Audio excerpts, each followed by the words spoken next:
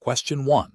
Risk assessment procedures indicate that a canine patient recovering from cranial cruciate ligament surgery is exhibiting subtle signs of apprehension and muscle guarding during passive hamstring stretches.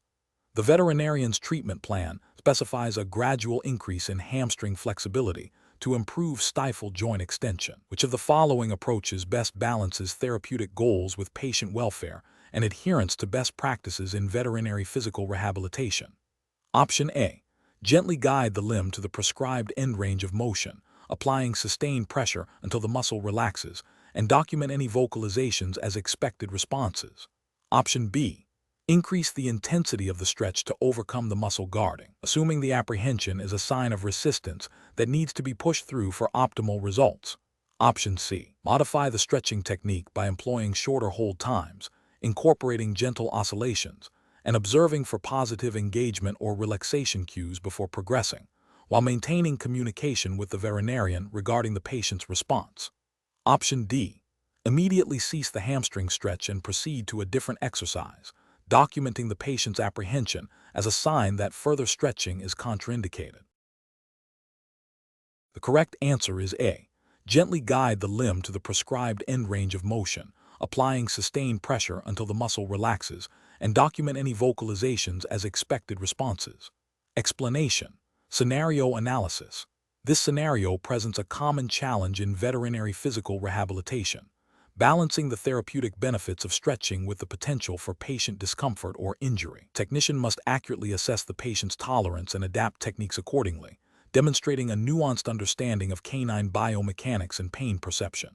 The challenge lies in interpreting subtle behavioral cues and physiological responses to ensure the stretching protocol remains effective and safe, adhering to the veterinarian's treatment plan while prioritizing patient welfare. Correct approach analysis. The correct approach involves a systematic, progressive application of stretching techniques, prioritizing patient comfort and safety. This aligns with the ethical obligation to provide compassionate care and avoid causing harm, a fundamental principle in veterinary practice. By starting with gentle, passive range of motion and gradually progressing to more active or assisted stretches, the technician allows the patient to adapt and minimizes the risk of overstretching or exacerbating existing conditions. Continuous monitoring of the patient's response, including vocalization, body language, and muscle tension, is crucial for making informed adjustments.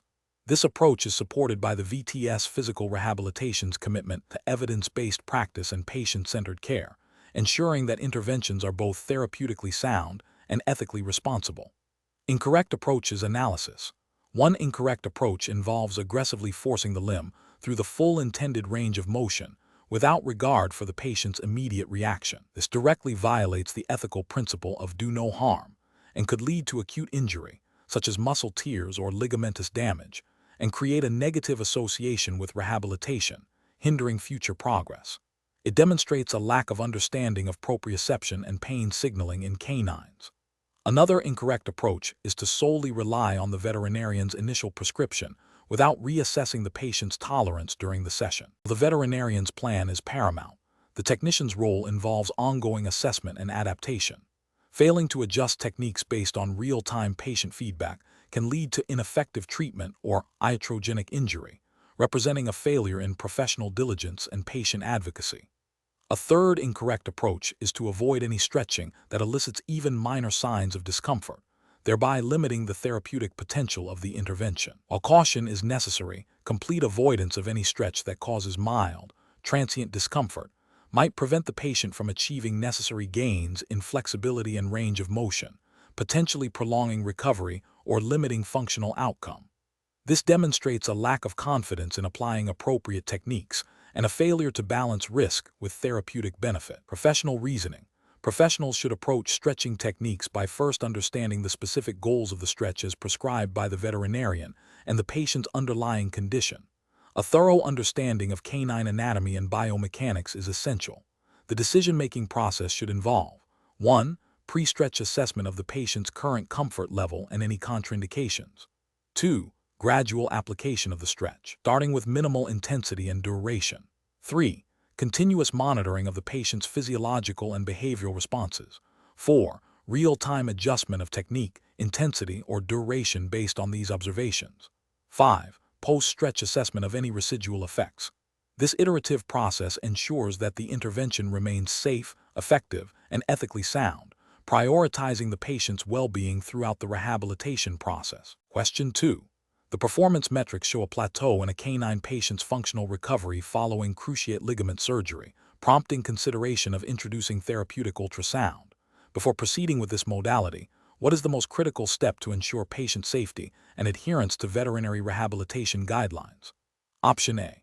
Implement a more intensive manual therapy program, as this is generally safer than introducing new modalities. Option B. Immediately initiate therapeutic ultrasound treatment to address the performance plateau and encourage further progress. Option C. Consult with the referring veterinarian to discuss the performance plateau and request authorization to begin therapeutic ultrasound. Option D. Conduct a thorough reevaluation of the patient's current physical status, including a review of any concurrent medical conditions and a specific assessment for contraindications to therapeutic ultrasound.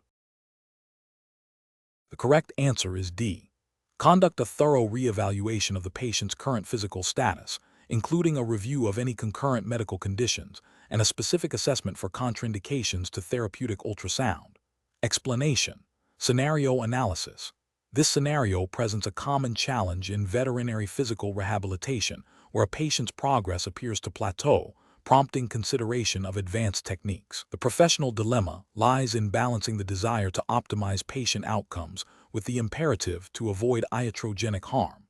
Specifically, the introduction of a new modality like therapeutic ultrasound requires a thorough understanding of its contraindications and precautions to ensure patient safety and adhere to established veterinary standards of care. The pressure to demonstrate continued improvement, as suggested by performance metrics, can tempt practitioners to explore interventions without fully vetting their appropriateness, creating a risk of overlooking critical safety considerations.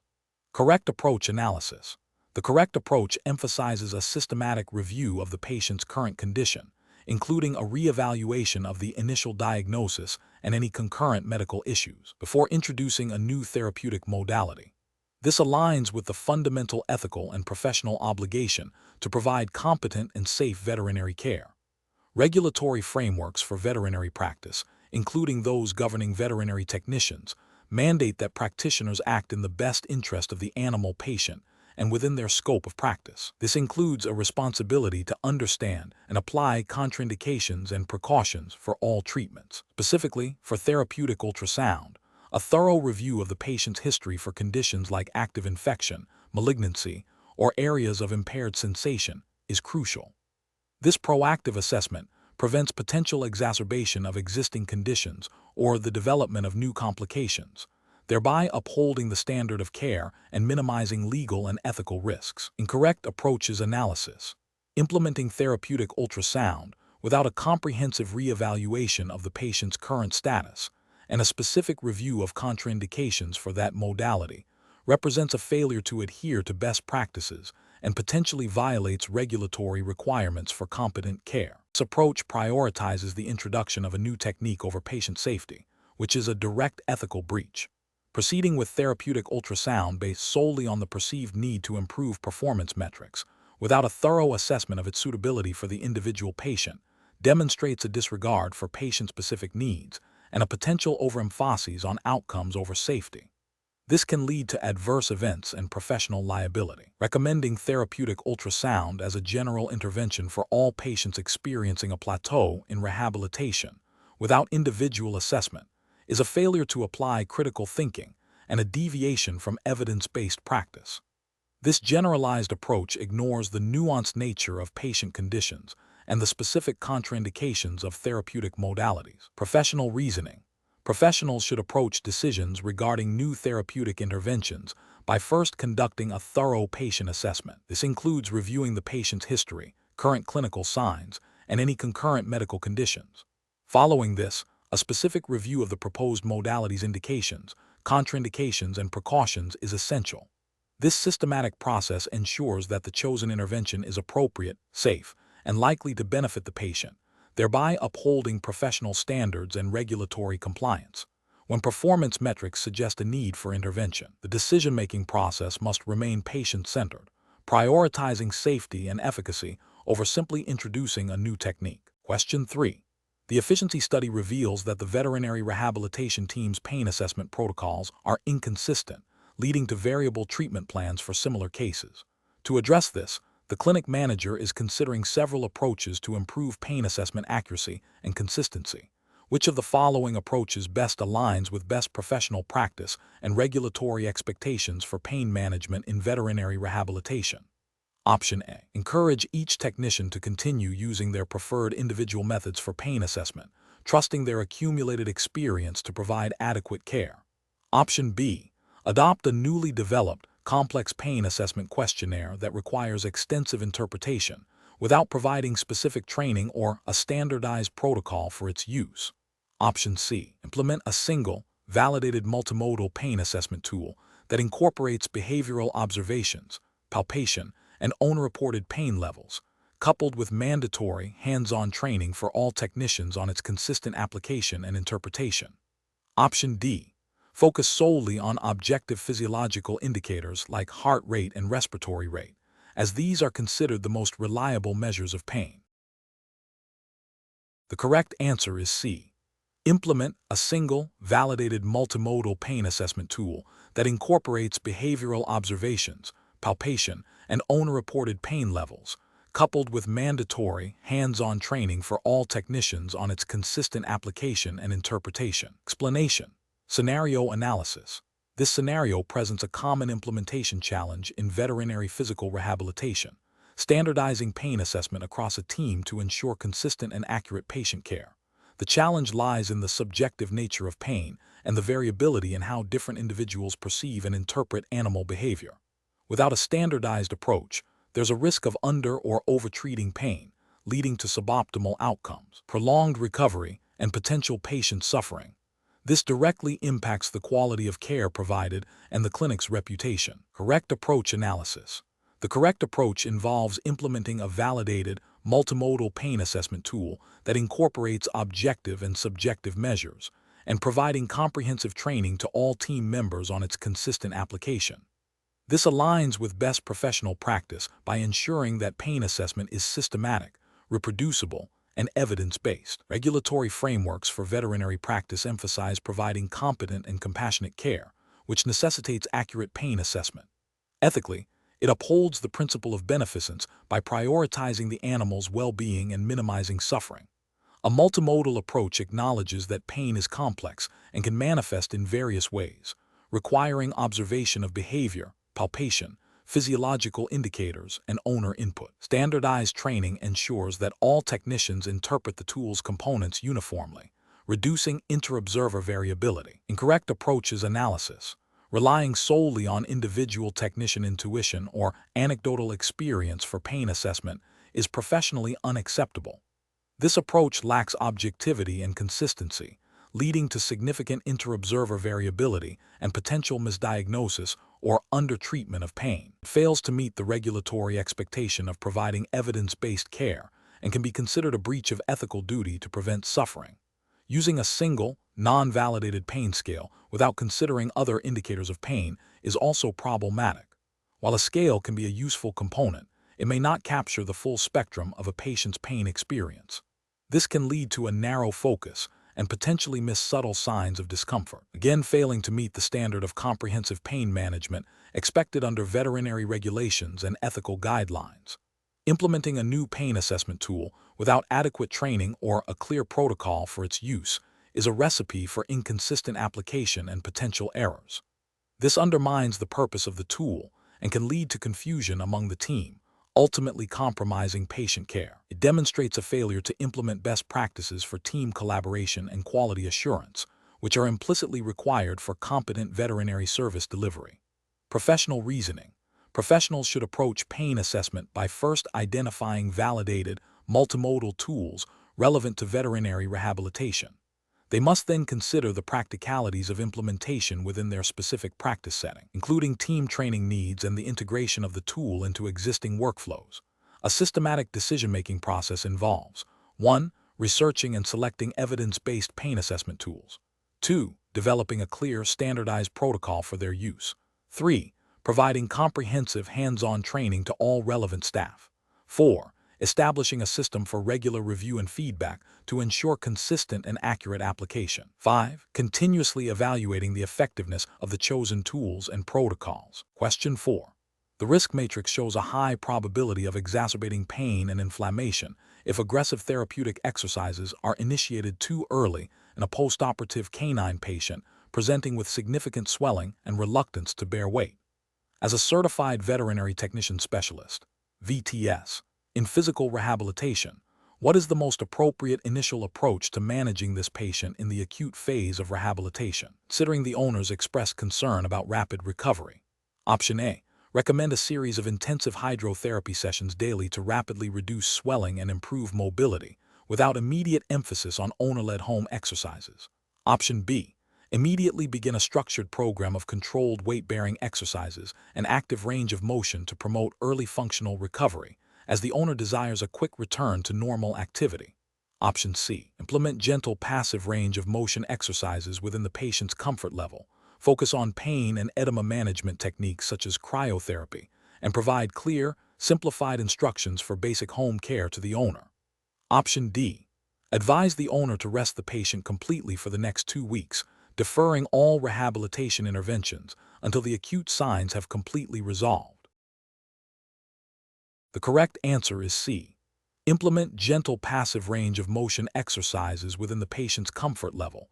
Focus on pain and edema management techniques such as cryotherapy, and provide clear, simplified instructions for basic home care to the owner. Explanation: this scenario is professionally challenging because it requires the veterinary technician specialist to balance the immediate needs of a patient in the acute phase of rehabilitation with the long-term goals of recovery, and the owner's capacity to participate.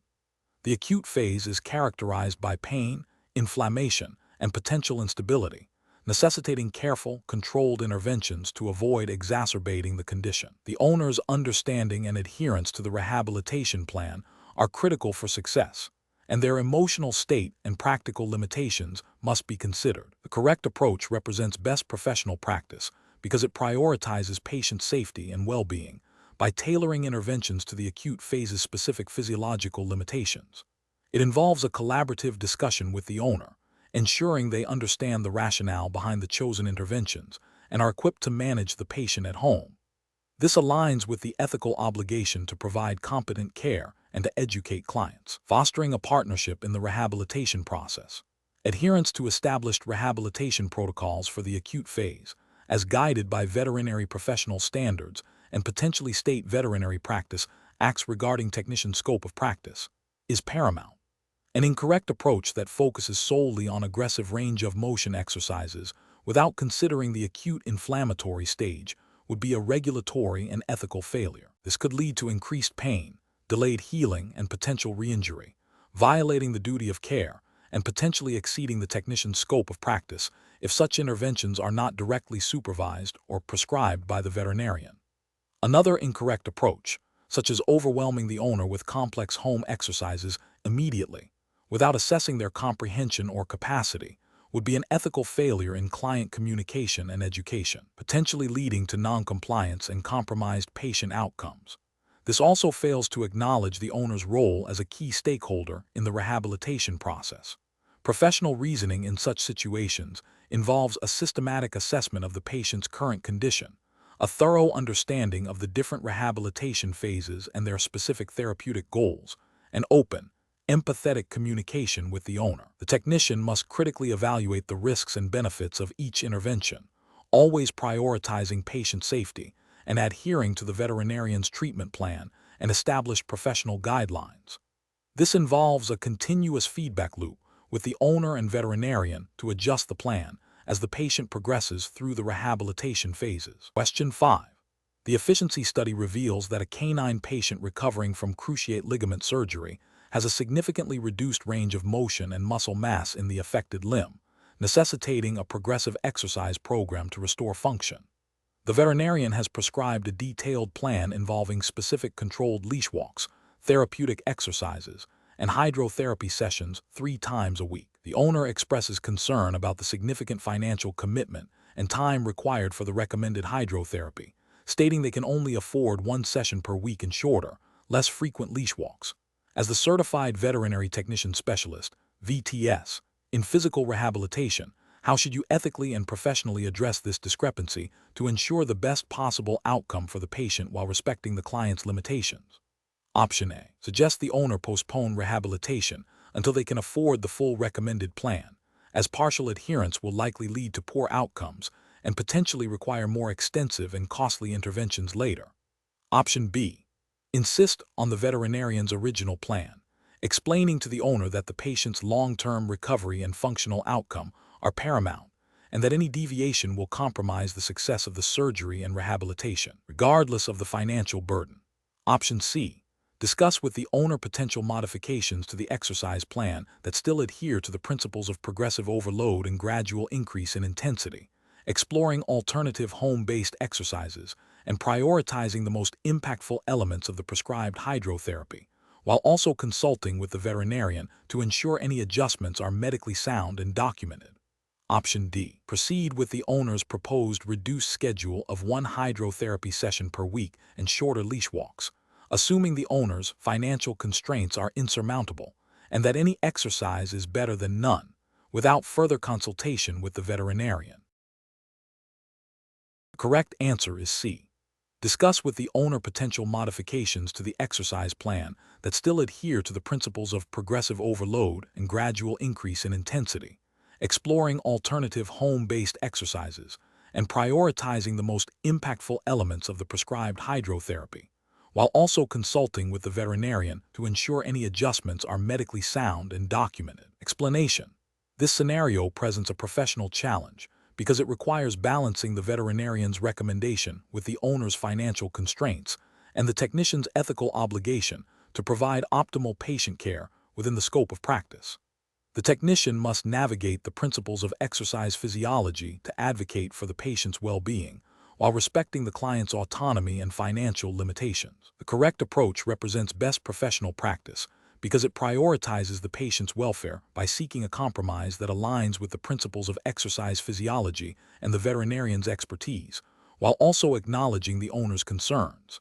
This involves open communication, education, and collaborative problem-solving to find a feasible rehabilitation plan. This aligns with the ethical guidelines for veterinary technicians, which emphasize acting in the best interest of the animal patient and maintaining professional integrity. An incorrect approach that involves proceeding with a significantly reduced exercise regimen without further discussion or veterinary consultation would be professionally unacceptable. This fails to uphold the technician's duty to advocate for the patient and could lead to suboptimal outcomes or even harm, violating the core principles of veterinary patient care. It also bypasses the veterinarian's role in treatment planning and could be seen as practicing veterinary medicine without a license if the technician is making independent treatment decisions outside their scope. Another incorrect approach, such as insisting on the full recommended plan regardless of financial constraints, would be ethically problematic.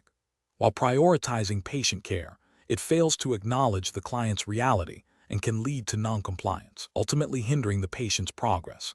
This demonstrates a lack of empathy and collaborative spirit, which are crucial in client-centered care. The professional reasoning process should involve 1. Understanding the physiological principles behind the recommended exercises and their importance for the patient's recovery. 2. Openly discussing the veterinarian's recommendations and the rationale with the owner, including the potential consequences of not adhering to them. 3. Actively listening to the owner's concerns, particularly regarding financial limitations. 4. Collaborating with the owner and veterinarian to explore alternative, cost-effective modifications to the exercise plan that still adhere to physiological principles and promote recovery. 5. Documenting all discussions and decisions thoroughly. Question 6. Compliance review shows a veterinary rehabilitation team is considering thermotherapy for a canine patient presenting with acute, painful swelling in the stifle joint following a surgical repair of a cranial cruciate ligament tear. The team is debating between applying a warm hydrotherapy bath or using a cold pack. Which of the following thermotherapy approaches is most appropriate for this specific clinical presentation, and why? Option A. Using a superficial heat pack for 10 minutes directly over the surgical incision site to encourage tissue healing. Option B. applying a cold pack to the stifled joint for 15-20 minutes, repeated every 4-6 hours, to reduce inflammation and pain. Option C. Applying a deep heat modality such as ultrasound for 5 minutes to the affected stifle to promote scar tissue remodeling. Option D. Administering a warm hydrotherapy bath for 20 minutes, focusing on the affected limb, to promote muscle relaxation and increase blood flow. The correct answer is B. Applying a cold pack to the stifled joint for 15-20 minutes, repeated every 4-6 hours, to reduce inflammation and pain. Explanation. Scenario analysis. This scenario presents a common challenge in veterinary physical rehabilitation, selecting the most appropriate thermotherapy modality for a patient with a specific condition, while adhering to established protocols and patient safety. The challenge lies in balancing the potential benefits of thermotherapy with the risks of contraindications, requiring a thorough understanding of the underlying pathophysiology and the specific characteristics of each modality. The VTS must demonstrate critical thinking to differentiate between appropriate and inappropriate applications, ensuring patient welfare and compliance with professional standards. Correct approach analysis. The correct approach involves a comprehensive assessment of the patient's condition, including the stage of healing, presence of inflammation, and any concurrent health issues. It necessitates a deep understanding of the physiological effects of different thermotherapy modalities, e.g., superficial heat, deep heat, cryotherapy, and their specific indications and contraindications.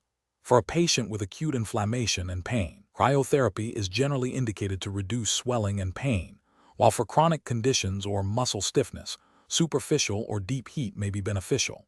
The VTS must be able to articulate the rationale behind their choice, referencing evidence-based practice and established rehabilitation guidelines.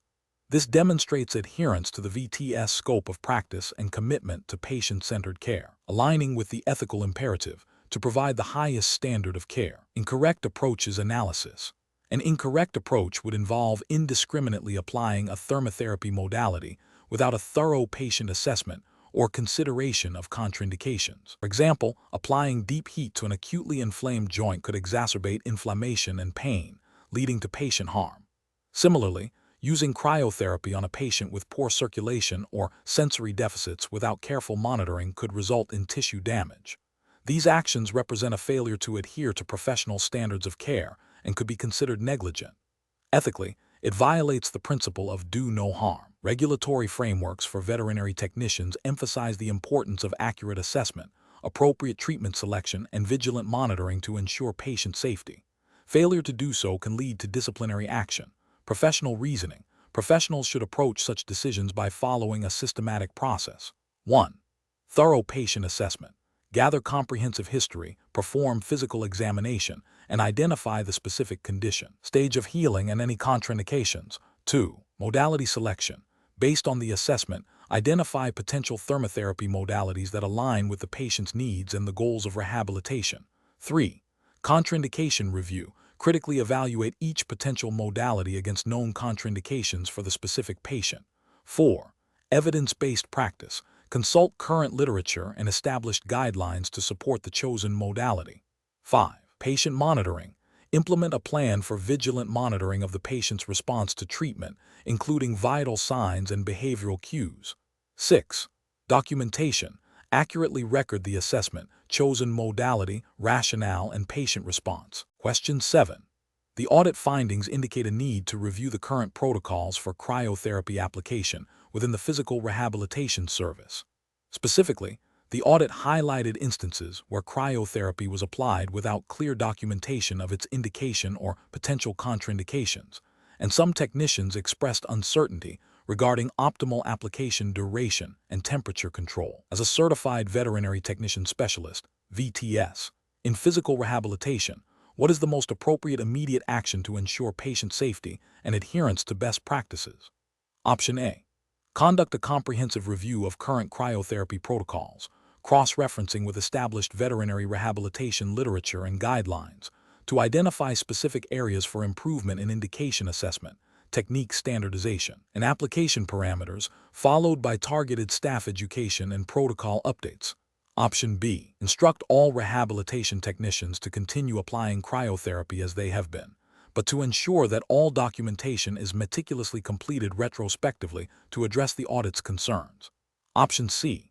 Focus solely on updating the documentation templates for cryotherapy to include more detailed fields for indications and contraindications, assuming the current application techniques are adequate.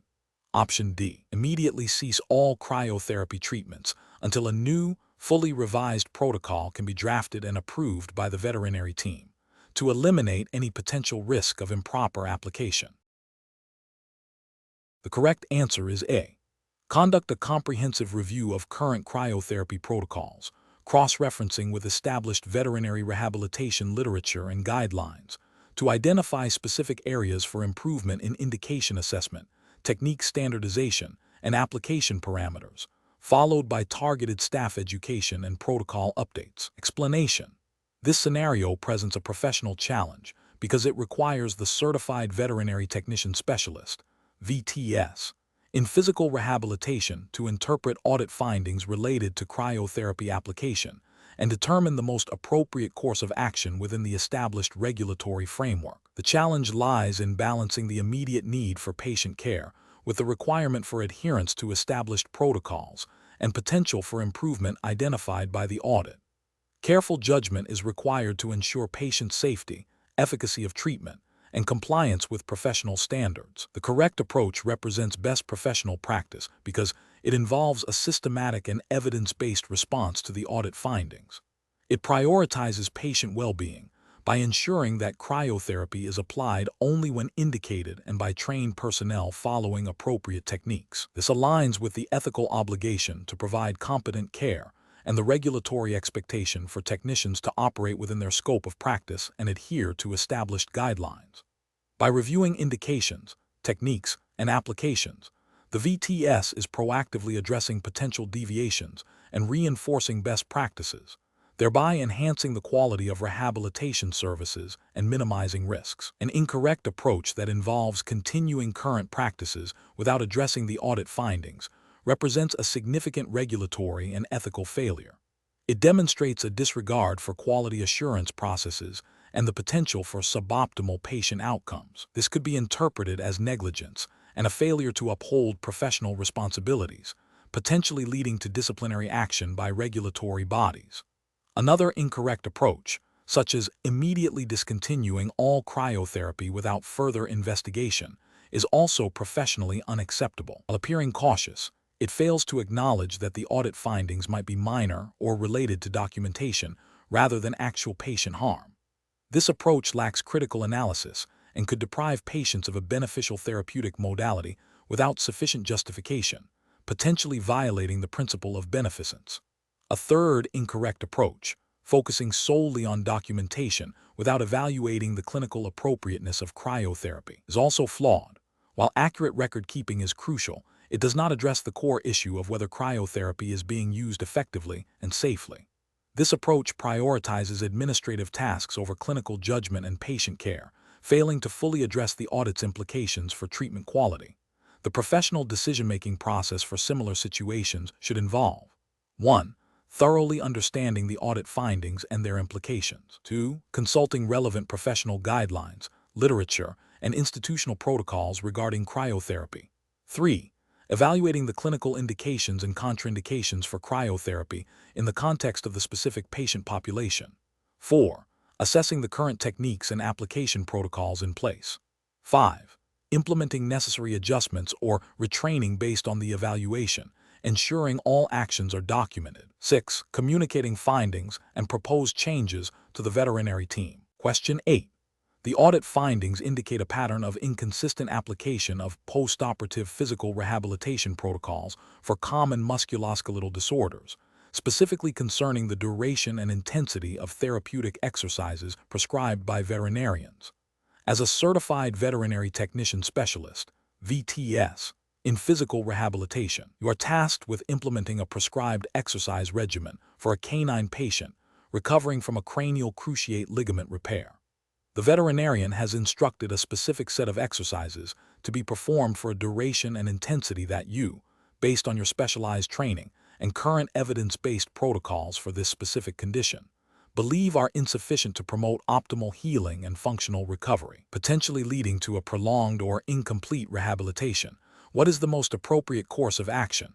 Option A. Proceed with the veterinarian's prescribed exercise regimen as directed, prioritizing adherence to the veterinarian's orders to maintain professional hierarchy and avoid conflict.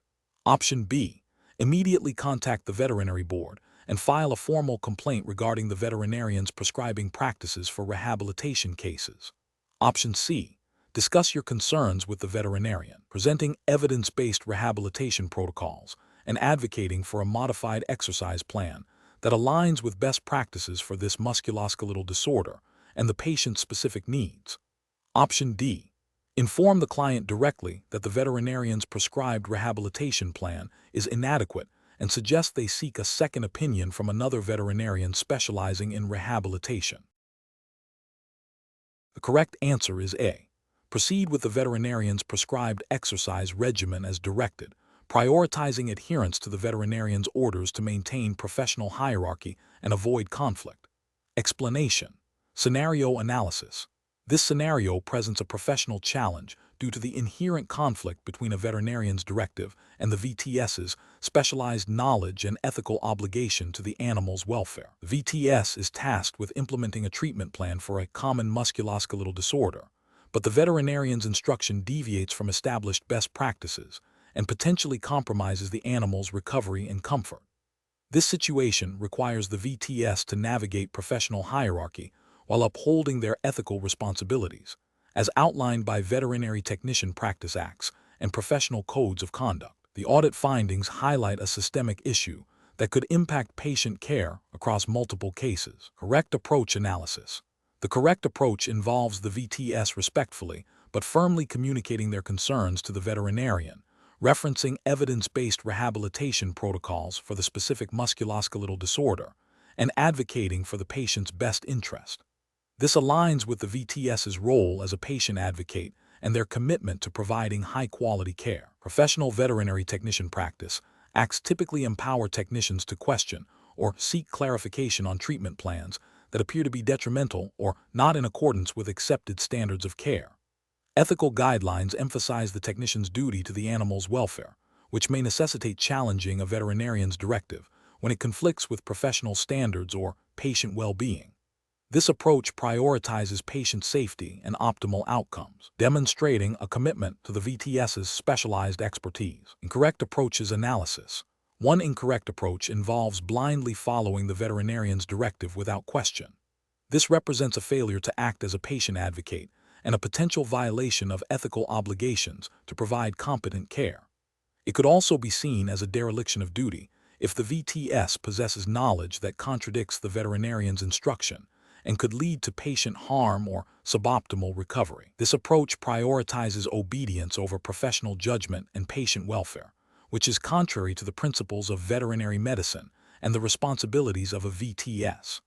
Another incorrect approach is to immediately escalate the issue to the client or external regulatory bodies without first attempting to resolve it directly with the veterinarian. While client communication and reporting are important, bypassing the veterinarian in the first instance can damage the professional relationship and may not be the most efficient or appropriate first step. This could be seen as unprofessional conduct, as it undermines the established chain of command and can create unnecessary conflict. It also fails to leverage the VTS's ability to influence treatment decisions through direct professional dialogue. A third incorrect approach is to ignore the discrepancy and proceed with the veterinarian's plan while privately disagreeing. This is ethically unsound, as it knowingly allows for potentially substandard care. It also fails to address the underlying issue, which could lead to repeated instances of inappropriate treatment for other patients. This approach demonstrates a lack of professional integrity and a failure to uphold the VTS's commitment to evidence-based practice and patient welfare. Professional reasoning. Professionals facing such dilemmas should employ a structured decision-making process. First, they must clearly identify the ethical conflict and the potential impact on the patient. Second, they should consult relevant professional guidelines, practice acts, and evidence-based literature to support their concerns. Third, they should engage in open, respectful, and professional communication with the veterinarian, presenting their concerns and proposed alternatives based on their specialized knowledge. If the issue remains unresolved and patient welfare is still at risk, a tiered approach to escalation, involving practice management or, if necessary, relevant professional bodies, should be considered. This process emphasizes patient advocacy, professional integrity, and adherence to regulatory and ethical standards. Question 9. Stakeholder feedback indicates that a canine patient undergoing physical rehabilitation for a stifle injury appears to be improving based on owner observations of increased activity at home. The VTS is scheduled to perform a formal range of motion (ROM) assessment at the next recheck appointment in 2 weeks. Given this owner feedback, which of the following actions best reflects the VTS's professional responsibility in this situation? Option A. Document the owner's feedback regarding increased activity and proceed with the scheduled ROM assessment in 2 weeks as planned. Option B.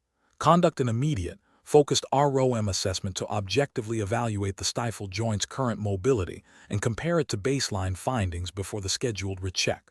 Option C. Advise the owner that the observed improvements are positive and that the VTS will confirm these findings at the next scheduled recheck appointment.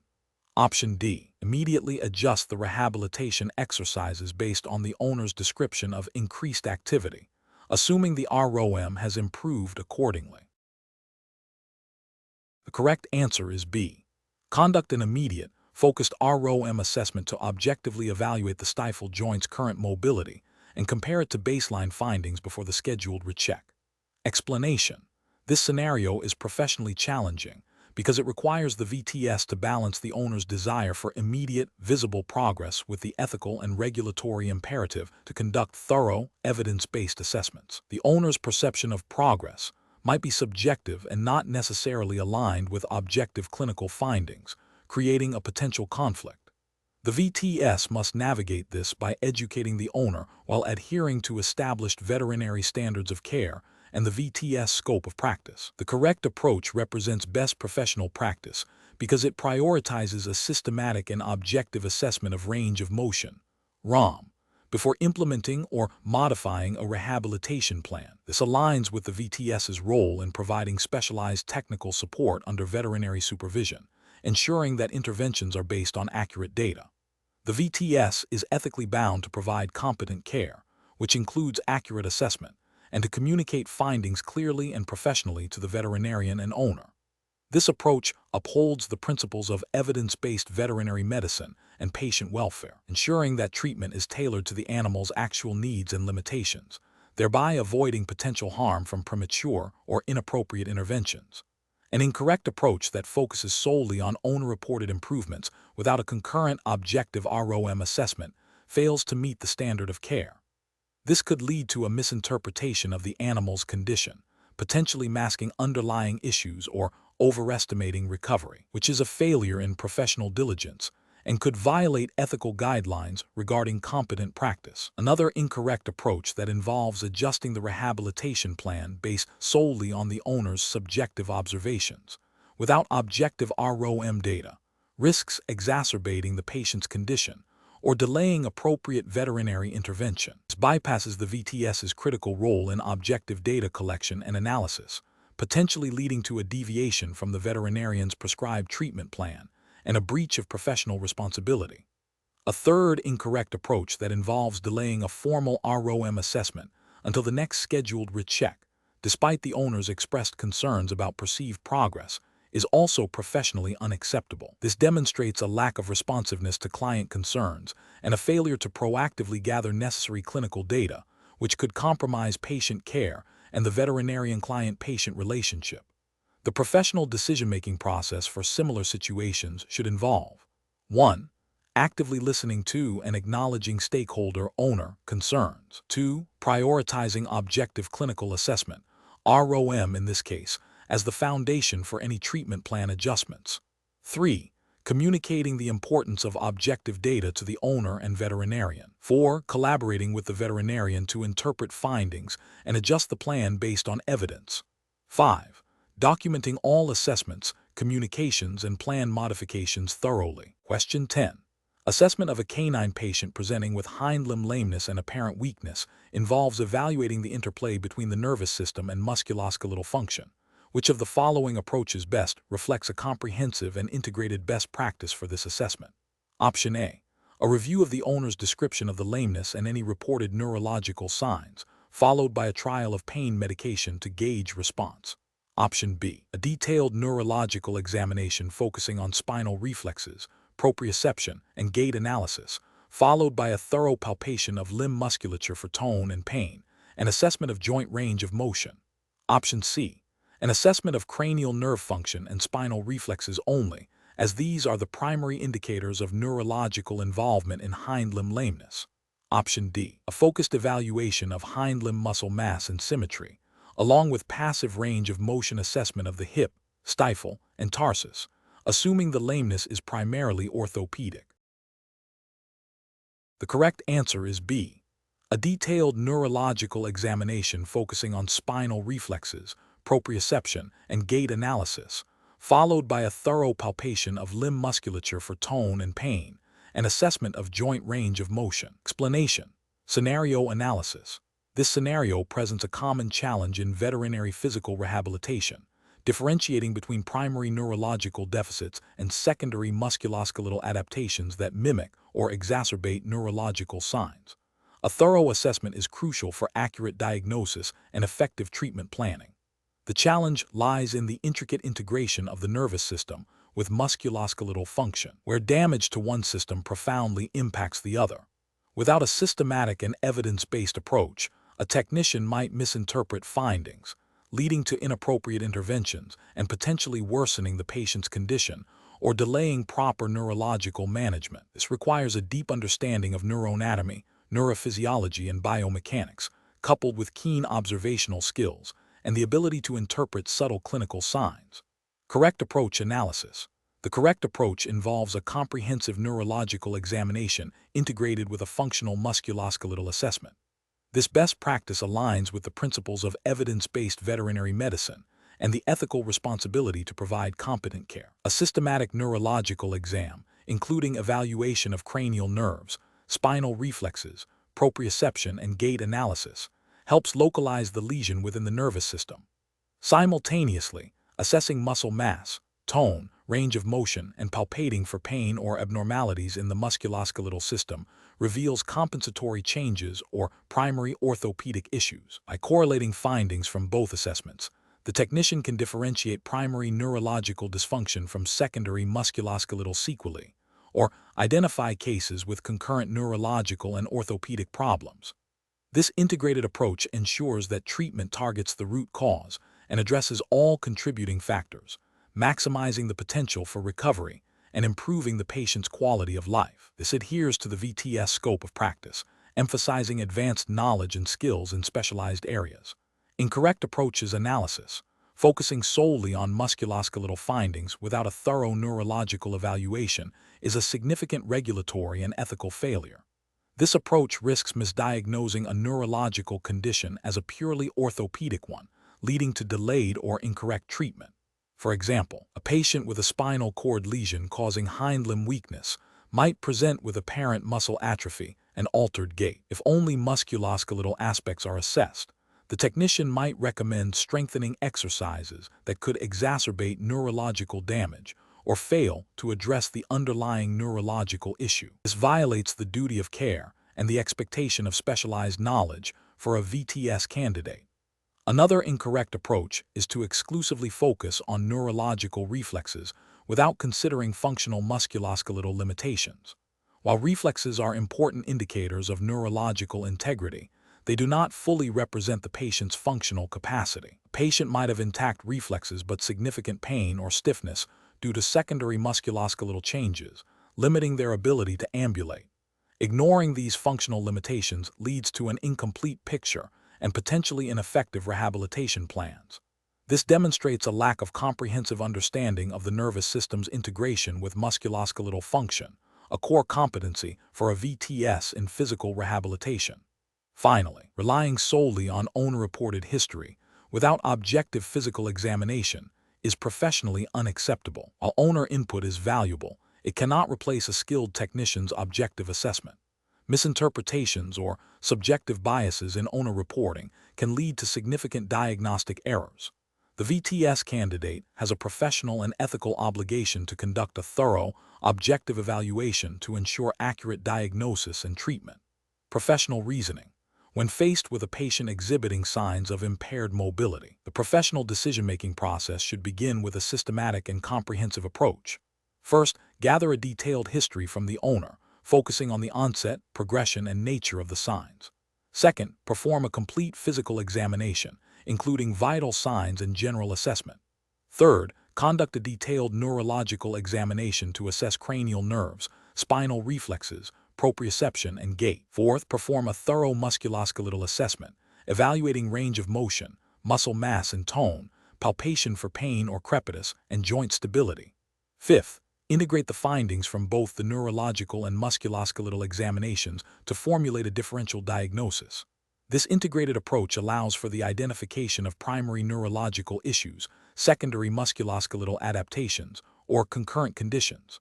Finally, develop a tailored rehabilitation plan based on the confirmed diagnosis, prioritizing interventions that address the most critical deficits and considering the patient's overall well-being and owner's goals. This systematic process ensures that all aspects of the patient's condition are considered, leading to the most effective and ethical care. Question 11. Comparative studies suggest that a thorough patient history and physical examination are foundational to effective veterinary physical rehabilitation. Given a referral for a dog with suspected osteoarthritis of the elbow, where the veterinarian has provided a preliminary diagnosis, and the owner reports intermittent limping and reluctance to jump, which approach to the initial patient assessment is most aligned with best professional practice for a certified veterinary technician specialist, VTS, in physical rehabilitation? Option A. Rely primarily on the veterinarian's preliminary diagnosis and the owner's description of limping and reluctance to jump, focusing the physical examination on the elbow joint, without extensive neurological evaluation or detailed owner interviews. Option B. Conduct a comprehensive orthopedic and neurological physical examination, including palpation, range of motion assessment, and gait analysis, while actively listening to and documenting the owner's observations and concerns to integrate subjective and objective findings into the rehabilitation plan. Option C. Perform a focused orthopedic examination of the elbow joint based on the veterinarian's diagnosis, and then proceed directly to therapeutic exercise selection without further detailed history taking or comprehensive physical assessment. Option D. Prioritize objective measurements of elbow range of motion and muscle mass measurements, assuming the owner's subjective reports of pain are less critical to the rehabilitation plan than quantifiable data. The correct answer is B. Conduct a comprehensive orthopedic and neurological physical examination, including palpation, range of motion assessment, and gait analysis, while actively listening to and documenting the owner's observations and concerns to integrate subjective and objective findings into the rehabilitation plan. Explanation. Scenario analysis. This scenario presents a common challenge in veterinary physical rehabilitation, where a technician must reconcile potentially conflicting information from multiple sources to establish a baseline patient assessment. The veterinarian's initial diagnosis provides a framework, but the owner's subjective observations and the technician's objective findings are crucial for a comprehensive understanding of the patient's functional status and pain levels. The challenge lies in integrating these diverse data points to formulate an accurate and effective rehabilitation plan. Ensuring client communication and adherence are also considered. Correct approach analysis. The correct approach prioritizes a systematic and thorough physical examination that builds upon, and potentially refines, the information provided by the veterinarian and owner. This involves a detailed orthopedic and neurological assessment, palpation for pain and muscle tension, range of motion measurements, and gait analysis. This comprehensive approach aligns with the ethical and professional standards expected of a VTS in physical rehabilitation, which mandate a thorough patient evaluation to ensure the safety and efficacy of treatment. It directly supports the development of a tailored rehabilitation plan based on objective findings, which is a cornerstone of evidence-based veterinary practice. Incorrect approaches analysis. One incorrect approach would be to solely rely on the veterinarian's initial diagnosis and the owner's report without conducting an independent, detailed physical examination. This fails to meet the professional obligation to independently assess the patient's current condition, potentially overlooking subtle but significant findings that could impact treatment. It also undermines the VTS's role as a specialist capable of independent assessment and treatment planning within their scope of practice. Another incorrect approach would be to dismiss the owner's concerns about pain or functional limitations because they are subjective. While objective findings are paramount, subjective reports from the owner provide valuable context about the patient's daily life and perceived quality of life, which are critical for setting realistic rehabilitation goals and assessing progress. Ignoring these reports can lead to a disconnect between the rehabilitation plan and the owner's expectations and the patient's lived experience. A third incorrect approach would be to focus exclusively on the orthopedic findings and neglect a thorough neurological assessment, especially if the initial complaint is orthopedic in nature. Many orthopedic conditions have neurological components, and vice versa. A comprehensive physical examination, as expected of a VTS, must include evaluation of neurological function to ensure all contributing factors to the patient's lameness or dysfunction are identified and addressed. Professional reasoning. Professionals should approach patient assessment by first understanding the referral information, veterinarian's diagnosis, and owner's concerns. This is followed by a systematic hands-on physical examination that includes orthopedic, neurological, and functional assessments. Objective measurements, range of motion, gait analysis are critical.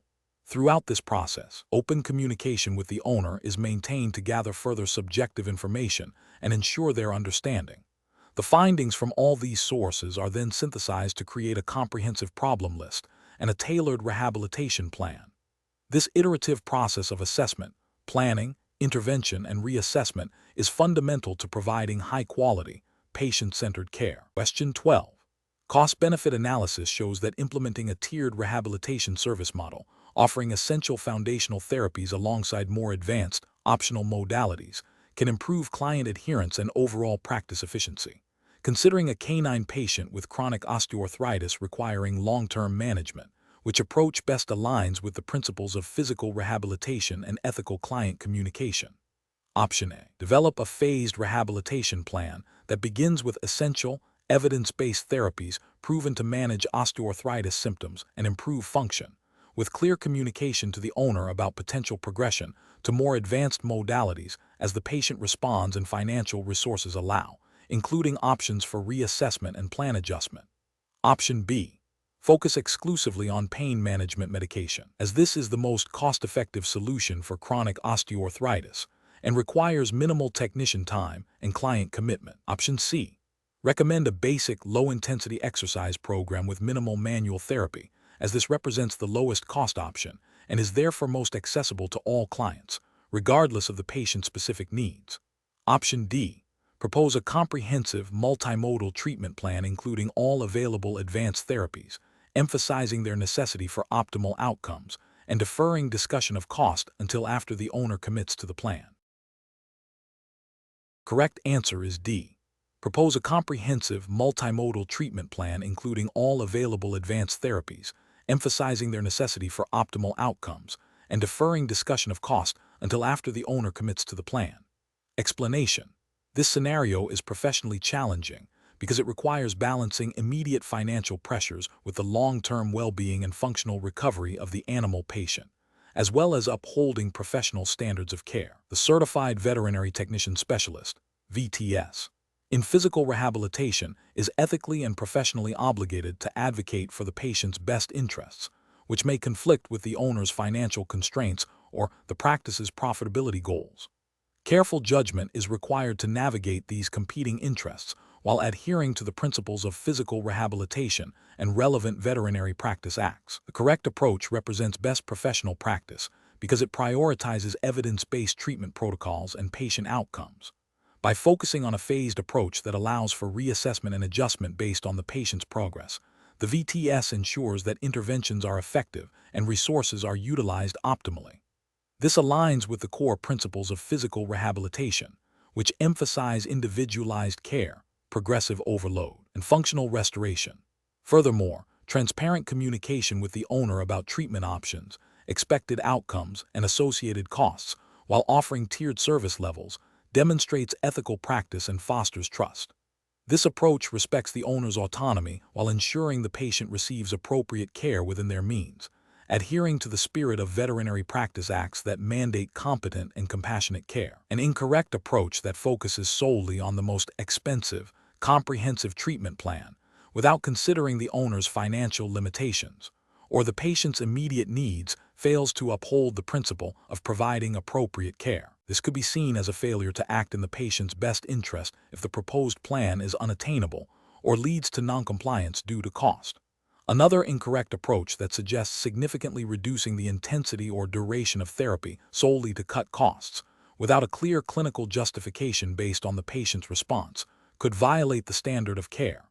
This might be interpreted as providing substandard care, potentially contravening veterinary practice acts that require technicians to perform their duties competently and ethically.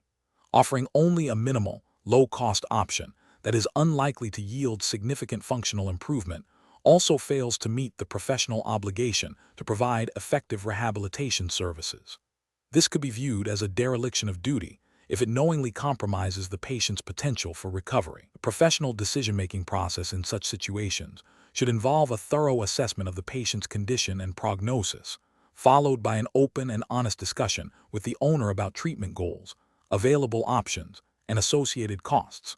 The VTS should be prepared to present a range of therapeutic approaches, from essential interventions to more advanced modalities, clearly outlining the expected benefits and limitations of each. This allows the owner to make an informed decision that aligns with their financial capacity and the patient's needs. The VTS should also be adept at modifying treatment plans based on patient response and owner feedback, demonstrating flexibility and a commitment to achieving the best possible outcome within the established parameters. Question 13. To address the challenge of accurately assessing a canine patient's lameness, when the owner reports significant improvement at home but objective observation during the clinic visit reveals persistent, albeit subtle, gait abnormalities, which approach best aligns with the Certified Veterinary Technician Specialist, VTS, physical rehabilitation standards for assessment techniques? Option A. Prioritize the owner's report of improvement, assuming their observations at home are more indicative of the dog's overall functional status than a brief clinic-based assessment. Option B. Rely primarily on the dog's breed and age to infer the likely cause and severity of lameness, and then adjust the assessment based on this preconceived notion. Option C. Systematically apply a multimodal assessment protocol, including observational gait analysis, goniometry, and palpation, to gather objective data, and then correlate these findings with the owner's subjective report to formulate the most accurate rehabilitation plan. Option D. Focus solely on the most obvious gait abnormality observed during the clinic visit and develop a treatment plan targeting only that specific issue, disregarding less apparent findings. The correct answer is C. Systematically apply a multimodal assessment protocol including observational gait analysis, goniometry, and palpation to gather objective data, and then correlate these findings with the owner's subjective report to formulate the most accurate rehabilitation plan. Explanation. Scenario analysis. This scenario presents a common challenge in veterinary physical rehabilitation, differentiating between objective findings and subjective client interpretation during a gait assessment. The technician must rely on their specialized knowledge and standardized assessment techniques to provide an accurate and objective evaluation, which is crucial for developing an effective rehabilitation plan. Misinterpreting subjective client input could lead to an inappropriate treatment strategy, potentially delaying recovery or even causing harm. Correct approach analysis. The correct approach involves systematically applying established gait assessment techniques, such as observational gait analysis, goniometry, and palpation, while actively seeking objective data. This aligns with the VTS, physical rehabilitation scope of practice, which emphasizes evidence-based assessment and treatment. By focusing on measurable outcomes and observable signs, the technician upholds professional standards of care and ensures the rehabilitation plan is tailored to the animal's actual physical status, not solely on the owner's perception. This adherence to objective assessment is implicitly supported by the ethical guidelines of veterinary professional bodies that mandate competent and evidence-based practice. Incorrect approach is analysis. One incorrect approach involves prioritizing the owner's subjective description of lameness over objective findings. This fails to meet the professional standard of care by allowing subjective bias to override objective data.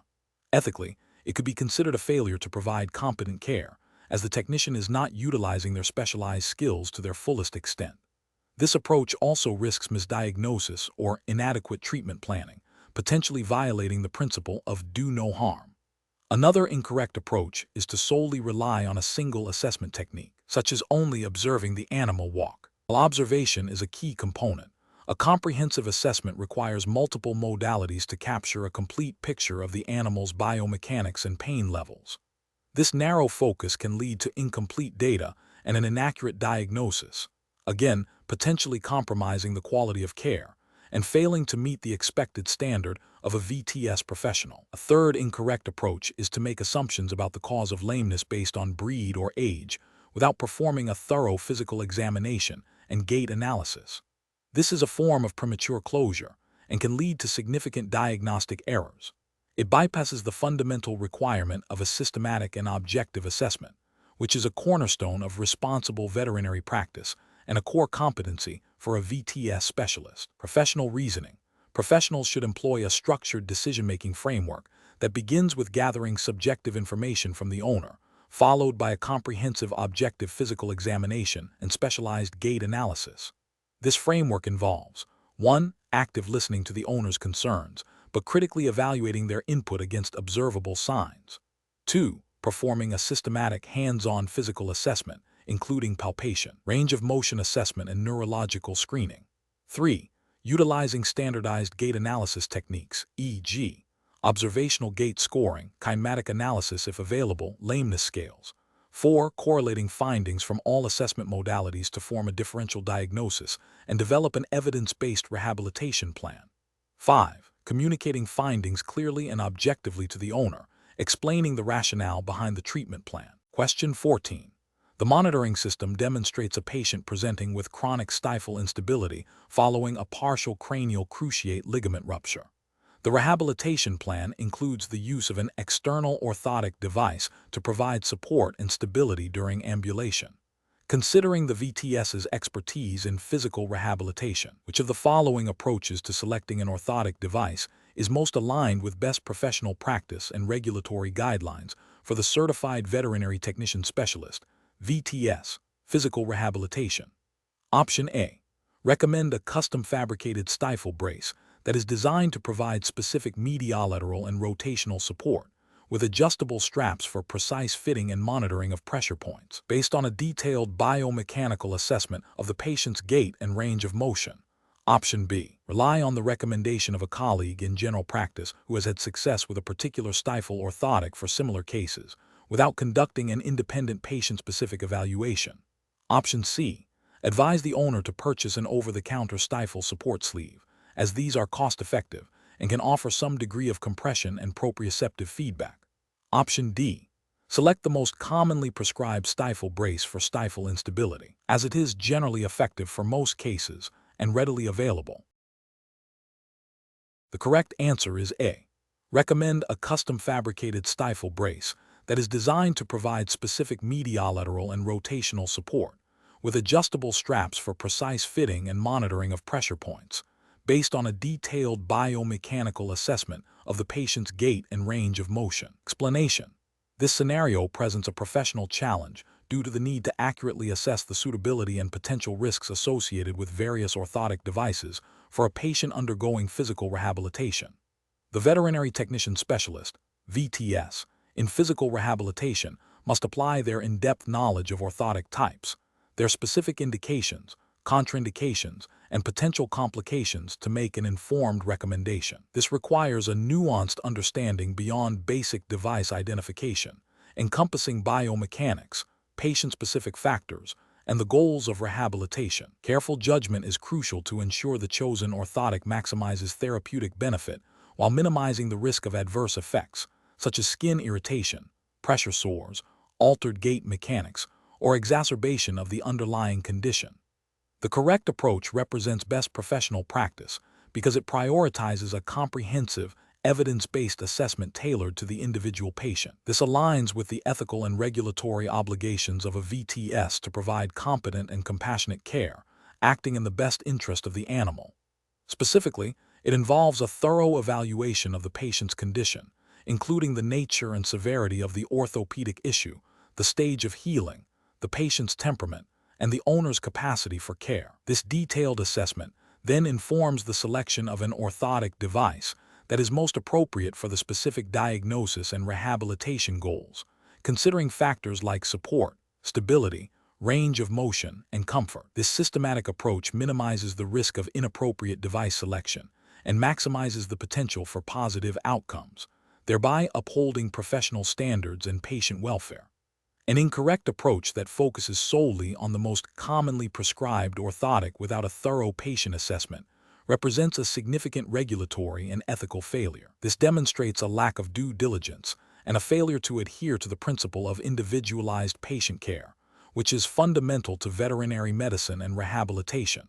Such an approach could lead to the selection of an orthotic that is ineffective, detrimental, or even harmful to the patient, potentially violating standards of care and leading to disciplinary action. Another incorrect approach that prioritizes cost-effectiveness over therapeutic efficacy is also professionally unacceptable. While financial considerations are important, they should never supersede the patient's well-being and the optimal path to recovery. This approach could result in the use of a substandard or inappropriate device, compromising rehabilitation outcomes and potentially causing harm, which is a direct violation of ethical obligations to prioritize patient welfare. Furthermore, an approach that relies on anecdotal evidence or the recommendations of non-specialist colleagues without independent critical evaluation is a failure to practice within the scope of specialized knowledge. A VTS in physical rehabilitation is expected to possess advanced expertise and to base recommendations on current scientific literature and best practices in the field, rather than on informal or potentially outdated information. This failure to apply specialized knowledge can lead to suboptimal or harmful treatment decisions. The professional decision-making process for similar situations should involve a structured, systematic approach. First, conduct a comprehensive patient evaluation, gathering detailed history, performing a thorough physical and orthopedic examination, and reviewing diagnostic imaging. Second, clearly define the rehabilitation goals in collaboration with the veterinarian and owner. Third, research and consider all appropriate orthotic options, evaluating their biomechanical principles, indications, contraindications, and potential complications in the context of the specific patient and goals. Fourth, select the most suitable orthotic, considering factors such as efficacy, safety, comfort, and owner compliance. Fifth, implement a plan for monitoring the patient's response to the orthotic, including regular reevaluations and adjustments as needed. This iterative process ensures that patient care remains dynamic and responsive to the individual's progress and needs. Question 15. The assessment process reveals a canine patient presenting with chronic, non-progressive muscle atrophy in the hind limb following a tibial plateau leveling osteotomy, TPLO, surgery performed 6 months ago. The patient exhibits mild lameness at the trot and reduced voluntary muscle activation during gait analysis. The VTS is considering electrotherapy to address the muscle atrophy and improve muscle function. Which of the following approaches best aligns with a risk-informed, evidence-based application of electrotherapy for this patient? Option A. Utilizing therapeutic ultrasound, TUS, at a thermal setting over the atrophied muscle groups to promote tissue healing and increase blood flow, without specific consideration for nerve integrity or potential contraindications like active inflammation. Option B. Administering transcutaneous electrical nerve stimulation, TENS, at a high frequency to provide analgesia for the mild lameness, assuming that pain is the primary driver of the muscle atrophy and that pain relief will spontaneously resolve the muscle deficit. Option C. Applying neuromuscular electrical stimulation, NMES, with parameters optimized for muscle re-education and strengthening, focusing on the atrophied quadriceps and hamstrings, after confirming intact peripheral nerve function and absence of active inflammation or infection in the area. Option D. Implementing NMES with high intensity and short pulse duration to maximize muscle contraction, regardless of the patient's current pain levels or the presence of any residual surgical complications, as the primary goal is rapid muscle hypertrophy. The correct answer is C. Applying neuromuscular electrical stimulation, NMES, with parameters optimized for muscle re-education and strengthening, focusing on the atrophied quadriceps and hamstrings, after confirming intact peripheral nerve function and absence of active inflammation or infection in the area. Explanation. The assessment process reveals a common challenge in veterinary physical rehabilitation, balancing the potential benefits of electrotherapy modalities with the inherent risks and the need for individualized patient care. This scenario is professionally challenging because it requires the VTS to synthesize knowledge of electrotherapy principles, patient anatomy and physiology, and the specific indications and contraindications for each modality, all within the framework of established veterinary practice standards and ethical guidelines. The decision-making process must prioritize patient safety and efficacy, avoiding a one-size-fits-all approach. The correct approach represents best professional practice because it demonstrates a thorough understanding of the patient's condition and the appropriate application of electrotherapy. This includes a detailed risk assessment, consideration of contraindications, and selection of a modality that directly addresses the identified deficits. Adherence to established protocols for electrotherapy, including proper parameter selection and monitoring, ensures patient safety and maximizes therapeutic outcomes. This aligns with the ethical obligation to provide competent and compassionate care, acting in the best interest of the animal. An incorrect approach that involves applying NMES without a thorough assessment of muscle integrity or nerve function is professionally unacceptable. This could lead to ineffective treatment, potential exacerbation of the underlying condition, or even iatrogenic injury if the electrical current is applied inappropriately to compromised tissues. Such an action would represent a failure to adhere to the principles of safe and effective veterinary practice, potentially violating ethical standards related to competence and patient welfare. Another incorrect approach, such as using ultrasound therapy on an area with active infection or malignancy, poses significant risks. Ultrasound can increase blood flow and cellular activity, which could worsen an infection or promote the spread of neoplastic cells. This demonstrates a lack of understanding of contraindications and a failure to prioritize patient safety, which is a fundamental ethical and professional responsibility. Finally, an approach that relies solely on TENS for pain management without addressing the underlying cause of pain or considering other therapeutic interventions is also professionally deficient. While TENS can be a valuable adjunct, it is not a standalone solution for all pain conditions. Failing to conduct a comprehensive assessment and develop a multimodal treatment plan could result in suboptimal pain relief and a delay in addressing the root cause of the patient's discomfort, thereby not fully meeting the standard of care. The professional decision-making process for similar situations should involve a systematic approach. 1. Comprehensive patient assessment. Thoroughly evaluate the patient's condition, including history, physical examination, and diagnostic findings. 2. Modality selection rationale. Based on the assessment, identify the specific therapeutic goals and select the electrotherapy modality that is most appropriate for achieving those goals. 3. Risk-benefit analysis. Weigh the potential benefits of the chosen modality against any potential risks or contraindications for the individual patient. 4. Parameter optimization. Determine the appropriate settings, frequency, intensity, duration, mode, for the selected modality based on evidence-based guidelines and patient response. 5. Monitoring and reassessment. Continuously monitor the patient's response to treatment and reassess the treatment plan as needed. 6. Documentation. Meticulously document all aspects of the assessment, treatment plan, and patient response. Question 16. Market research demonstrates that clients are increasingly seeking specialized rehabilitation services for their pets.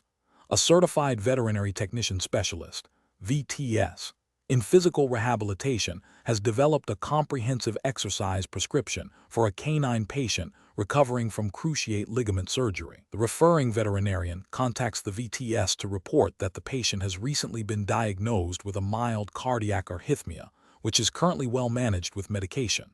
The veterinarian asks if the existing rehabilitation plan can continue as is, given the patient's good general condition otherwise. What is the most appropriate course of action for the VTS?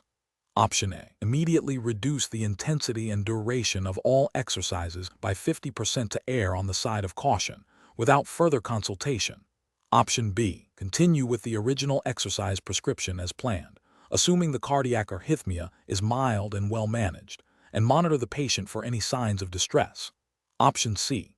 Schedule a consultation with the referring veterinarian to discuss the new cardiac diagnosis and collaboratively modify the exercise prescription to ensure patient safety and continued orthopedic progress. Option D. Inform the referring veterinarian that the rehabilitation plan must be temporarily suspended until the cardiac arrhythmia is fully resolved. The correct answer is C. Schedule a consultation with the referring veterinarian to discuss the new cardiac diagnosis and collaboratively modify the exercise prescription to ensure patient safety and continued orthopedic progress. Explanation. Scenario analysis. This scenario presents a common challenge in veterinary physical rehabilitation: adapting an established exercise prescription for a patient with a new, concurrent condition. The veterinarian's request introduces a significant variable that directly impacts the safety and efficacy of the original rehabilitation plan. The VTS must balance the benefits of continued rehabilitation with the risks posed by the new cardiac issue, requiring a nuanced understanding of both disciplines and a commitment to patient welfare above all else. Correct approach analysis. The most appropriate approach involves a thorough reassessment of the patient's overall condition, including the new cardiac diagnosis, and a collaborative discussion with the referring veterinarian. This ensures that any modifications to the exercise prescription are medically sound, evidence-based, and prioritize the patient's safety. It aligns with the ethical obligation to provide competent care and to communicate effectively with the veterinary team. This approach upholds the VTS's role as a skilled professional contributing to the patient's well-being by integrating new information into the treatment plan. Incorrect approaches analysis. Proceeding with the original exercise prescription without modification or consultation ignores the potential for exacerbating the cardiac condition, which is a direct violation of the duty of care and could lead to patient harm. This demonstrates a failure to adapt treatment to changing patient status, a core tenet of responsible veterinary practice. Implementing a drastically reduced exercise plan without consulting the referring veterinarian risks undertreating the orthopedic condition and may not achieve the desired rehabilitation outcomes. It bypasses essential communication channels and undermines the collaborative nature of patient care, potentially leading to suboptimal results and a breakdown in the veterinary client-patient relationship. Focusing solely on the orthopedic condition and disregarding the new cardiac diagnosis represents a significant ethical lapse and a failure to practice comprehensive veterinary medicine. It prioritizes one aspect of the patient's health over another, potentially leading to severe consequences. This demonstrates a lack of understanding of the interconnectedness of physiological systems and a disregard for the holistic approach required in patient management. Professional reasoning. Professionals should approach such situations by first gathering all relevant information, including the new diagnosis and its implications. Next, they should critically evaluate the existing treatment plan in light of this new information. A collaborative consultation with the referring veterinarian is paramount to discuss potential risks, benefits, and necessary adjustments. This decision-making process emphasizes patient safety, evidence-based practice, and effective interprofessional communication, ensuring that the rehabilitation plan remains appropriate and beneficial. Question 17.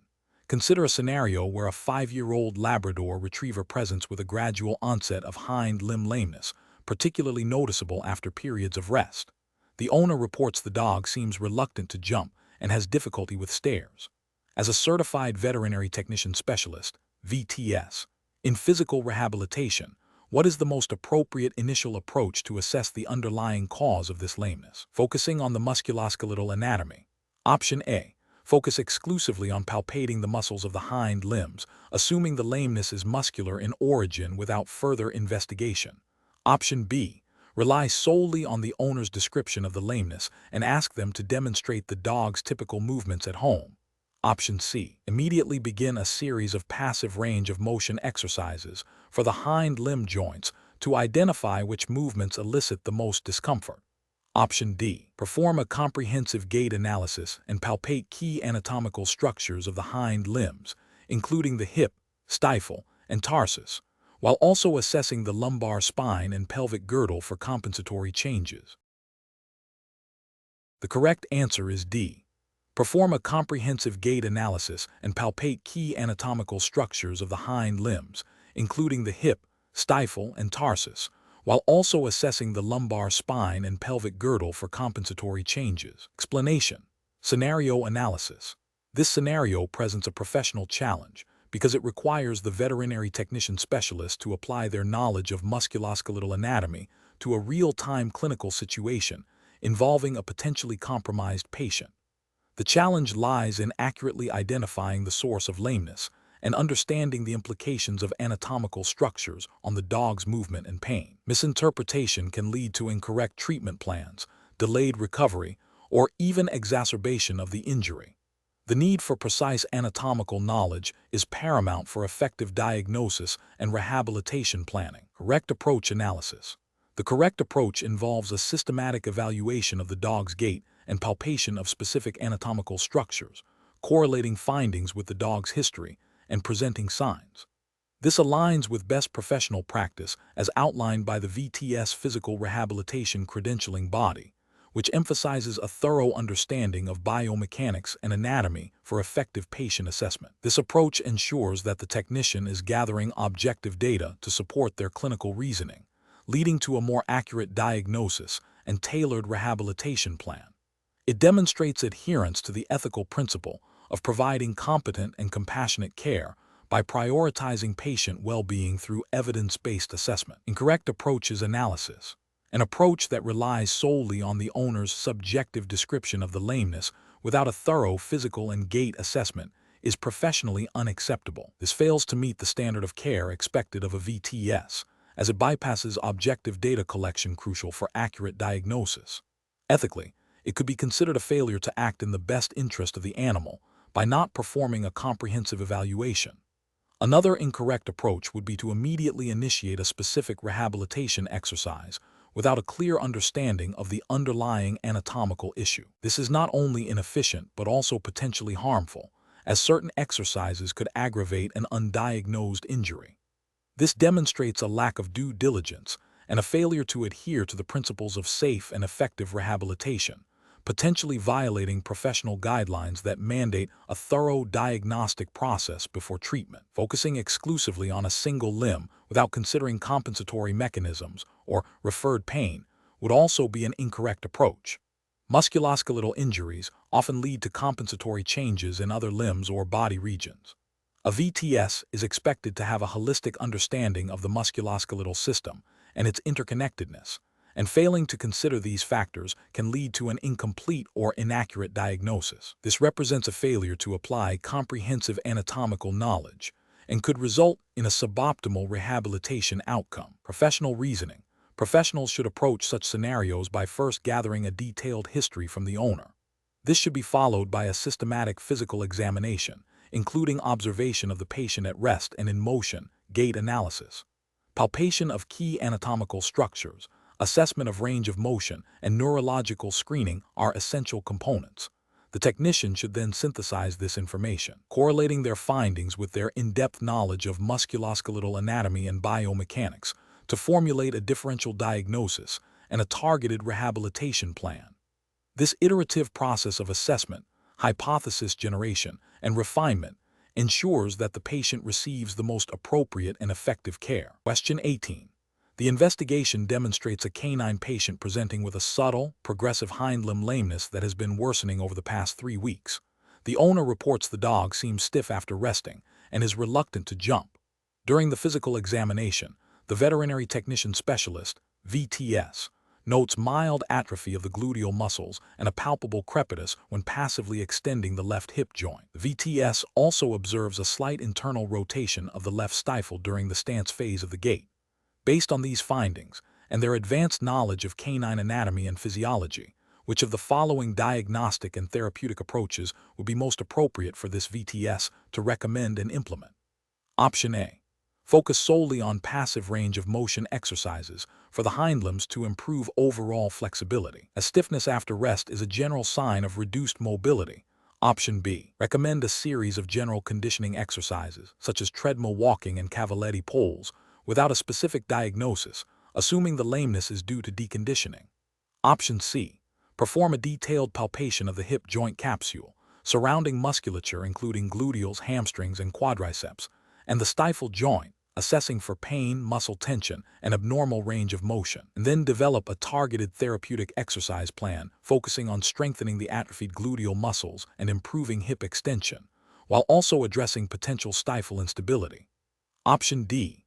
Advise the owner to administer over-the-counter anti-inflammatory medication for a week and observe if the lameness resolves, as this is a common presentation for mild soft tissue strain. Correct answer is C. Perform a detailed palpation of the hip joint capsule, surrounding musculature, including gluteals, hamstrings, and quadriceps, and the stifle joint, assessing for pain, muscle tension, and abnormal range of motion, and then develop a targeted therapeutic exercise plan focusing on strengthening the atrophied gluteal muscles and improving hip extension, while also addressing potential stifle instability. Explanation.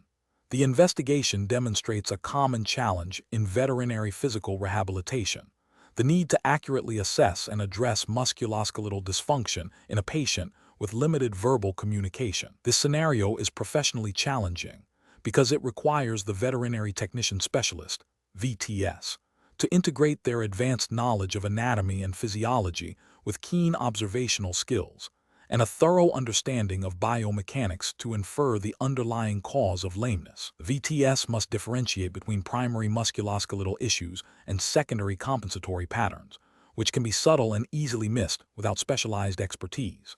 Careful judgment is required to avoid misdiagnosis, which could lead to ineffective or even harmful treatment plans. The correct approach represents best professional practice because it prioritizes a systematic, evidence-based assessment rooted in the VTS's specialized knowledge. By palpating specific anatomical structures, evaluating range of motion, and observing gait mechanics, the VTS is directly applying their understanding of the musculoskeletal system's anatomy and physiology. This allows for the identification of specific muscle groups, joints, or bony landmarks that are contributing to the lameness. This methodical approach aligns with the ethical and professional standards expected of a VTS, ensuring that interventions are targeted, safe, and effective, ultimately promoting the animal's well-being and recovery. This adheres to the core principles of veterinary practice, emphasizing accurate diagnosis and appropriate treatment planning. An incorrect approach that involves solely relying on the owner's subjective description of the lameness without a thorough physical examination is professionally unacceptable. This fails to meet the standard of care by neglecting objective assessment, which is crucial for diagnosing musculoskeletal conditions. Ethically, it could be considered a failure to provide competent care, as the VTS is not utilizing their specialized skills to their full extent. This approach risks misinterpreting the problem, leading to inappropriate treatment and potentially delaying proper diagnosis and recovery, which is a violation of the duty of care owed to the animal patient. Another incorrect approach that focuses on treating only the most obvious signs of discomfort, such as superficial muscle soreness, without investigating the deeper anatomical or biomechanical causes, is also professionally unacceptable. This is a superficial treatment that does not address the root cause of the lameness. It represents a failure to apply advanced knowledge of anatomy and physiology to identify the primary issue. This approach can lead to temporary relief, but will not resolve the underlying problem, potentially exacerbating it over time. It demonstrates a lack of comprehensive diagnostic reasoning and a deviation from best practices in specialized rehabilitation. A third incorrect approach that involves applying a generic rehabilitation protocol without a specific diagnosis based on anatomical and physiological assessment is professionally unsound. While some general exercises might be beneficial, a lack of targeted intervention based on a precise understanding of the patient's musculoskeletal condition is unlikely to yield optimal results and could even be detrimental. This approach bypasses the critical step of diagnosis, which is fundamental to effective rehabilitation. It fails to leverage the VTS's specialized expertise and can be seen as a failure to provide individualized, evidence-based care. The professional reasoning process for similar situations should involve a hierarchical approach. First, gather subjective information from the owner. Second, Conduct a comprehensive objective physical examination, including palpation, range of motion assessment, and gait analysis, directly applying knowledge of anatomy and physiology. Third, formulate a differential diagnosis based on the findings. Fourth, develop a targeted treatment plan addressing the diagnosed issues. And finally, monitor the patient's response and adjust the plan accordingly. This systematic process ensures that all available information is utilized, specialized skills are applied, and the patient receives the most appropriate and effective care. Question 19. Upon reviewing a canine patient's progress notes for a scheduled manual therapy session, you observe the veterinarian has prescribed a specific myofascial release technique for the gluteal muscles. However, during your initial palpation, you note increased guarding and sensitivity in the area compared to the previous session, and the patient exhibits subtle signs of discomfort when the area is gently touched. Considering these observations, which of the following actions best represents professional best practice? Option A. Apply a gentle, superficial effleurage to the general hind limb area for a few minutes before attempting the prescribed myofascial release, hoping to relax the patient. Option B. Immediately perform a thorough reevaluation of the gluteal muscles, assessing for pain, guarding, and any new tissue restrictions or sensitivities, before proceeding with or modifying the prescribed manual therapy. Option C. Proceed with the prescribed myofascial release technique as directed by the veterinarian, assuming the initial assessment was accurate and the patient will tolerate it. Option D. Inform the veterinarian that the patient appears to be in too much pain for any manual therapy today and suggest postponing the session. The correct answer is C. Proceed with the prescribed myofascial release technique as directed by the veterinarian, assuming the initial assessment was accurate and the patient will tolerate it. Explanation. This scenario presents a professional challenge due to the need to balance immediate patient comfort and therapeutic goals with the potential for exacerbating underlying conditions through inappropriate manual therapy. The veterinarian's directive for a specific technique, without a thorough reevaluation of the patient's current status, necessitates careful judgment. The correct approach represents best professional practice because it prioritizes a comprehensive, patient-centered assessment before applying any manual therapy. This aligns with the core ethical principles of veterinary medicine, emphasizing do no harm and acting in the best interest of the animal. Specifically, it adheres to the VTS physical rehabilitation's commitment to evidence-based practice and individualized treatment plans. By reevaluating the patient's response to previous treatments and current pain levels, the technician ensures the chosen manual therapy technique is not only appropriate, but also safe and effective for the animal's current condition. This proactive assessment minimizes the risk of adverse events and maximizes therapeutic benefit, reflecting a high standard of care expected of a VTS.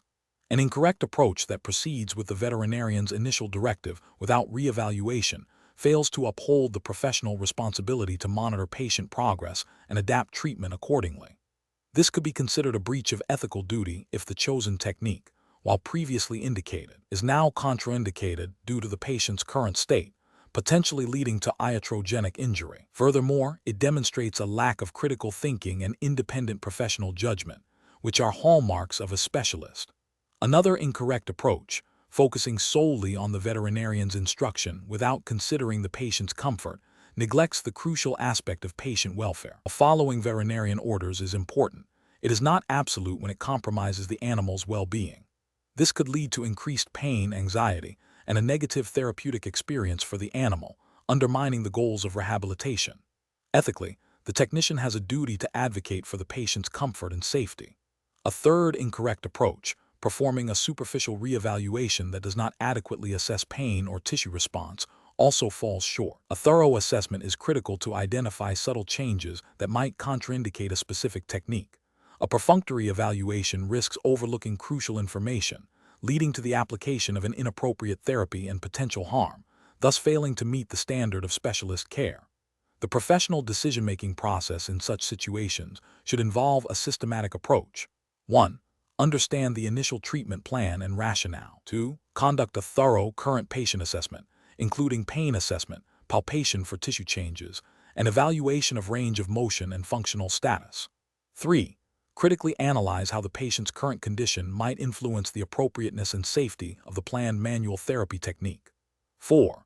Communicate any concerns or necessary modifications to the veterinarian, providing a clear rationale based on the assessment findings. 5. Proceed with the most appropriate and safest therapeutic intervention, always prioritizing patient welfare. Question 20. Governance review demonstrates a certified veterinary technician specialist, VTS, physical rehabilitation, is evaluating a canine patient recovering from a complex orthopedic surgery. The patient is exhibiting significant pain and reluctance to bear weight on the affected limb and is unable to initiate voluntary movement of the joint. The VTS rehab must select the most appropriate initial therapeutic exercise to address the immediate needs of this patient. Option A. Passive range of motion exercises to maintain joint mobility and prevent stiffness. Option B. Active range of motion exercises to promote muscle engagement. Option C. Active assisted range of motion exercises to encourage voluntary limb use. Option D. Resistive exercises to build strength in the affected limb. The correct answer is A.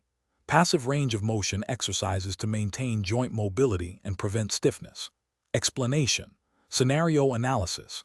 This scenario presents a common challenge in veterinary physical rehabilitation, where a technician must select the most appropriate therapeutic exercise for a patient based on their current functional capacity and the rehabilitation goals. The challenge lies in accurately assessing the patient's ability to participate actively and safely, ensuring the exercise contributes to the desired outcome without causing harm or regression.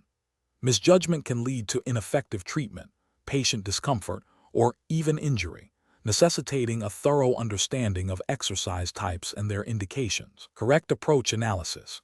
The correct approach involves selecting passive range of motion (PROM) exercises when a patient is unable to initiate or sustain voluntary movement due to pain, weakness, or neurological deficits. PROM is crucial for maintaining joint mobility, preventing contractures, and promoting circulation in compromised limbs. This aligns with the VTS physical rehabilitation's ethical obligation to provide patient-centered care, prioritizing safety and efficacy. The regulatory framework emphasizes evidence-based practice and the technician's role in implementing treatment plans that are appropriate for the patient's condition, as outlined in professional practice guidelines. Incorrect approaches analysis. Choosing active assisted range of motion (ARAM) when the patient cannot bear weight or initiate movement would be inappropriate. This could lead to compensatory movements, strain on supporting structures, or patient frustration and fear, violating the principle of do no harm. It fails to meet the patient where they are functionally, potentially delaying recovery or causing iatrogenic injury. Selecting active range of motion (ARAM) for a patient who is unwilling or unable to voluntarily move the limb against gravity or resistance is also incorrect. This approach would be premature and could result in the patient avoiding the exercise, leading to a lack of therapeutic benefit and potentially reinforcing negative associations with rehabilitation. It overlooks the critical need for foundational exercises that build capacity before progressing to more demanding movements. Implementing resistive exercises without establishing adequate active control and strength is a significant failure. Resistive exercises are designed to build muscle strength and endurance, but they require a baseline level of voluntary movement and joint stability. Attempting these prematurely could lead to muscle strain, ligamentous injury, or joint instability, directly contravening the ethical and regulatory imperative to provide safe and effective care. Professional reasoning. Professionals should employ a systematic approach to exercise selection. This begins with a thorough assessment of the patient's current functional status, including pain levels, range of motion, muscle strength, and neurological function. Based on this assessment, the technician should identify the primary goal of the exercise, e.g., maintaining mobility, improving strength, restoring function. Then they should select the exercise type, passive, active-assisted, active, or resistive, that best aligns with the patient's current capabilities and the immediate rehabilitation goal, always prioritizing safety and gradual progression. Regular reassessment is critical to adjust the exercise plan as the patient improves.